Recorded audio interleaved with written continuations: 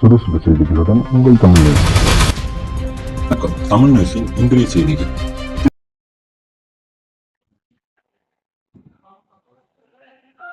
வணக்கம். தமிழ் நியூஸ் சேனலுக்காக செய்தி வாசிப்பவர் உதயகுமார்.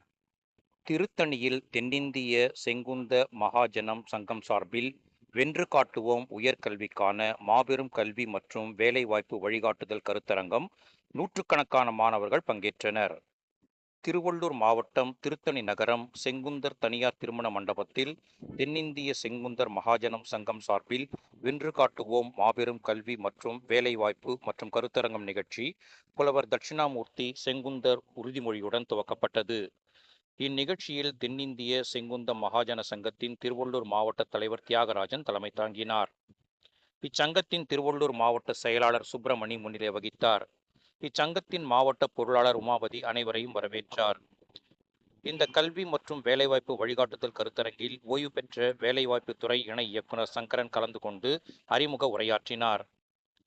இந்த கல்வி மற்றும் வேலைவாய்ப்பு வழிகாட்டுதல் கருத்தரங்கில் கலந்து கொண்ட வேல்டெக் குரூப் மேலாண்மை இயக்குனர் Umapathi, lifeline multi speciality hospital மேலாண்மை இயக்குனர் ராஜ்குமார், திருவள்ளூர் அரசு மருத்துவக் கல்லூரி துணை முதல்வர் திலகவதி, ஐசிஏஆர் கல்லூரி முதல்வர் பாலச்சந்தர், டிஆர்டிஓ விஞ்ஞானி விநாயகம், இந்துஸ்தான் பல்கலைக்கழகத்தின் பேராசிரியர் டாக்டர் சுரேஷ் பாபு, ஓய்வு பெற்ற மாவட்ட கல்வி அலுவலர் லோகமணி, சார்ட்டர்ட் அக்கவுண்டன்ட் நாகராஜ், தன்னம்பிக்கை பேச்சாளர் சரவணன் உட்பட பலர் கலந்து கொண்டு மாணவர்களுக்கு கல்வியை குறித்தும் வேலைவாய்ப்புகளை குறித்தும் பல்வேறு கருத்துக்களை கூறினர்.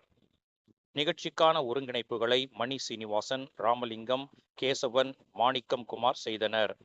இந்நிகழ்ச்சியில் தென்னிந்திய செங்குந்தர் மகாஜன சங்கத்தின் திருவள்ளூர் மாவட்ட மாநில செயற்குழு உறுப்பினர்கள் சேகர், லோகேஷன், சண்முக சுந்தரம் உட்பட இச்சங்கத்தின் நிர்வாகிகள் பலர் கலந்து கொண்டனர். இந்நிகழ்ச்சியில் 10ஆம் வகுப்பு தேர்வில் சிபிசிஎஸ்இ பாடத்திட்டத்தில் 500க்கு 495 மதிப்பெண் பெற்ற மாணவனுக்கு பாராட்டி நினைவு பரிசு வழங்கப்பட்டது. நிகழ்ச்சியில் திருத்தணி சுற்றியுள்ள பகுதிகளில் இருந்து 200க்கும் மேற்பட்ட மாணவ மாணவிகள் கலந்து கொண்டனர்.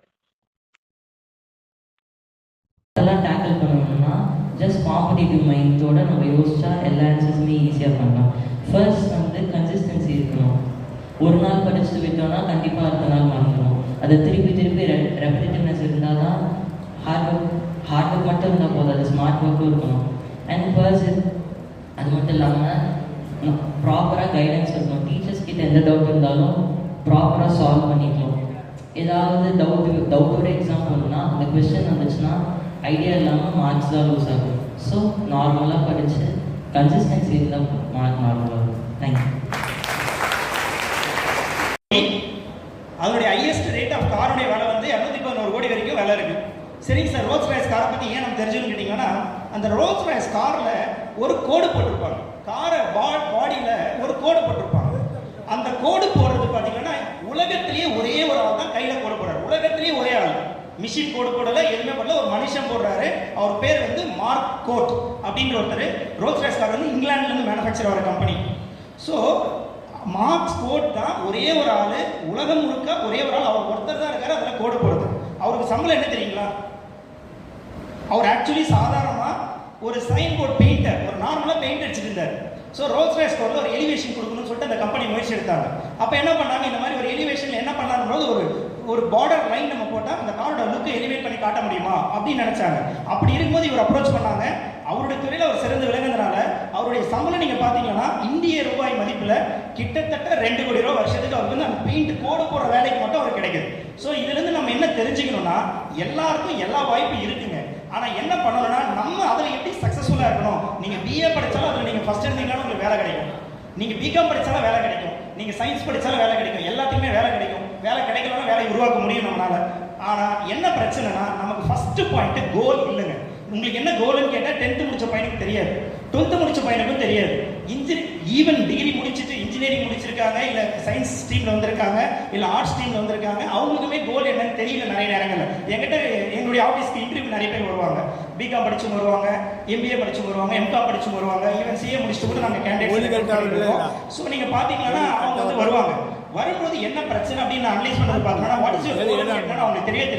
எதுக்காக பிகாம் படிச்சுன்னு கேட்டால் தெரியாது. ஏதோ ஒன்று படிக்கணும், ஒரு கோர்ஸை படிக்கணும், நான் பிகாம் படிச்சுட்டு வந்துட்டேங்க. சரி, ஓகே, பிகாம் படிச்சு முடிச்சிட்டோம், இல்லை ஒரு காமர்ஸ் குரூப் எடுத்து இல்லை சயின்ஸ் எடுத்துட்டோம். என்ன பிரச்சனை? அடுத்த கட்டம் தான் நாலேஜ். நாலேஜ் அந்த துறையில தலை சிறந்து விடணும்னா உங்களுக்கு நாலேஜ் இல்லைன்னா நிற்கவே முடியாதுங்க. நானும் படித்தேன் அப்படின்னு நம்ம படிப்புமே தாண்டி நம்ம கிட்ட சர்டிஃபிகேட் இருக்கும், ஆனால் அதுக்குரிய நாலேஜ் இல்லைன்னா நம்ம வந்து ஜெயிக்கவே முடியாது அந்த துறையை பொறுத்த வரைக்கும். இப்போ நான் சிஏ முடிச்சிட்டேன் அப்படின்னு சொன்னா எனக்கு எல்லாரும் கூப்பிட்டு வேலை கொடுத்துருவாங்களா? கண்டிப்பாக கொடுக்க மாட்டாங்க. அதுக்குரிய நாலேஜ் எனக்கு இருந்தால் மட்டும்தான் வேலை கொடுப்பாங்க. ஒரு பையன் என்கிட்ட இன்டர்வியூ வந்தான், சிஏ ஃபைனல். எங்கள் சிஏ பற்றி அப்புறம் நான் சொல்கிறேன். சிஏ ஃபைனலில் ஒரு குரூப் மட்டும் தான் பெண்டிங். என்கிட்ட இன்டர்வியூ வந்தால் ஒரு ஆந்திரா பையன். யூஸ்வலி சிஏ இன்டர் முடிச்சாலே கிட்டத்தட்ட ஒரு 30,000 to 40,000 சம்பளம் சம்பாதிக்கலாம் சிஏ பொறுத்த வரைக்கும். ஃபைனல் முடிச்சிருக்காங்கன்னா ஒரு 50,000 எதிர்பார்ப்பான் சேலரி அப்படின்ற அடிப்படையில் அவனை கூப்பிட்டு நான் இன்டர்வியூ பண்ணுறேன். இன்டர்வியூ பண்ணும்போது is very strong in income tax, எல்லாமே அவனுக்கு கேள்விக்கெல்லாம் ஆன்சர்லாம் நல்லா தெரியுது. ஆனால் எக்ஸ்பீரியன்ஸ் வைஸ் நான் கேட்கும்போது அவனுக்கு ஒன்றுமே தெரியல. அவன் சரியா எவ்வளோ சேலரி எக்ஸ்பெக்ட் பண்ணுறேன் அப்படின்னு நான் கேட்டேன் அவன்கிட்ட. அவன் சொன்ன சேலரி கேட்டு நான் ஷாக் ஆகிட்டேன். ஏன்னு கேட்டிங்கன்னா 10,000 கொடுங்க சார் அப்படின்னா. 40,000 கேட்பேன்னு எதிர்பார்த்துட்டு இருக்கேன், நீ 10,000 கொடுத்தா போதுன்னு சொல்றேன் எப்படின்னு கேட்டா, அவன் ஆர்டிகல்ஷிப் வந்து டம்மி ஆர்டிகல்ஷிப் பண்ணான். அவனுக்கு ப்ராக்டிக்கலாக எதுவுமே தெரியாது. சர்டிஃபிகேட்டை வாங்கி வச்சுட்டான். சர்டிஃபிகேட்டை வாங்கியாச்சு, நான் சிஏ இன்டர்ன் முடிச்சாச்சு, சர்டிஃபிகேட் வாங்கியாச்சு. ஆனால் அந்த நாலேஜ் இல்லாததுனால is having no self confidence. அதனால எனக்கு 10,000 கொடுங்க, நான் வேலை கற்றுக்கிறேன் உங்கள் ஆஃபீஸில் வந்து, அதுக்கப்புறம் நீங்கள் நான் வேலை செய்கிறத பார்த்துட்டு இன்க்ரிமெண்ட் பண்ணி கொடுங்கன்னு. அவரை நான் வேலைக்கே எடுக்கல, ஏன்னா நான் பண்ண முடியாது. ஸோ எனக்கு தேவை வந்து என்ன, ஒரு ப்ராடக்ட் வந்து நாலேஜபிளாக வந்தால் தான். அந்த நாலேஜபிள் ஒரு பேசிக்காக வச்சு இருக்கணும்னு நான் எதிர்பார்ப்பேன். ஸோ அப்போ நமக்கு முதல் பாயிண்ட் என்னன்னு கேட்டிங்கன்னா, கோல் இல்லாதது பெரிய மிஸ்டேக்கு. இல்லை கோல் இருந்தாலும் அதுக்கு வந்து நாலேஜ் எக்யூப் பண்ணிக்க மாட்டேங்கிறோம். நான் என்ன கோர்ஸ் வேணால் எடுங்க, என்ன வேணால் படிங்க, அதில் நீங்கள் தான் பெஸ்ட்டாக இருக்கணும் அப்படின்ற தாட் ப்ராசஸில் நீங்கள் ட்ராவல் ஆனீங்கன்னா கண்டிப்பாக நீங்கள் ஜெயிக்க முடியும். இதுக்கு வந்து எக்ஸாம்பிள் நம்மளே, நான் என்னைய கூட சொல்லலாம். நான் சாதாரணமாக படிச்சுட்டு தான் நானும் வந்தேன். ஸோ அனைவருக்கும் வணக்கம்.